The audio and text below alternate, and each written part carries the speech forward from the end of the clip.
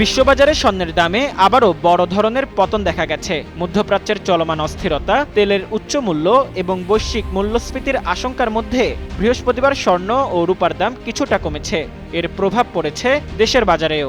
বাংলাদেশ সময় বৃহস্পতিবার বেলা ৩টা ১৫ স্পট মার্কেটে স্বর্ণের দাম ০.২% কমে প্রতি আউন্স $৪,৫৩৬.৭২ নেমে এসেছে। তবে জুন ডেলিভারির জন্য যুক্তরাষ্ট্রের গোল্ড ফিউচার্স ০.১% বেড়ে প্রতি আউন্স $৪,৫৩৭.৯০ পৌঁছায়। ক্রিপ্টো এক্সচেঞ্জের প্রতিষ্ঠান বাইবিটের প্রধান বাজার বিশ্লেষক হান তান বার্তা সংস্থা রয়টার্সকে বলেন, মধ্যপ্রাচ্য সংঘাত শুরুর পর থেকে মার্কিন ডলার শক্ত অবস্থানে রয়েছে এবং বৈশ্বিক বাজারে মূল্যস্ফীতির উদ্বেগ এখনও স্পষ্ট। ফলে স্বর্ণের দাম $৪,০০০ মাঝামাঝি পর্যায়ে আটকে থাকা অস্বাভাবিক নয়। ফেব্রুয়ারির শেষ দিকে ইরান যুদ্ধ শুরুর পর থেকে স্বর্ণের দাম 14% বেশি কমেছে। জ্বালানি নির্ভর মূল্যস্ফীতির চাপের কারণে স্বর্ণের সঙ্গে তেলের দামের এক ধরনের বিপরীতমুখী সম্পর্ক তৈরি হয়েছে।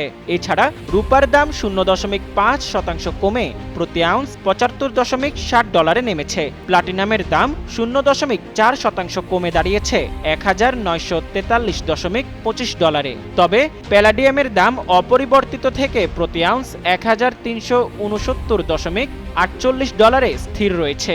এদিকে দেশের বাজারে স্বর্ণের নতুন দাম নির্ধারণ করা হয়েছে।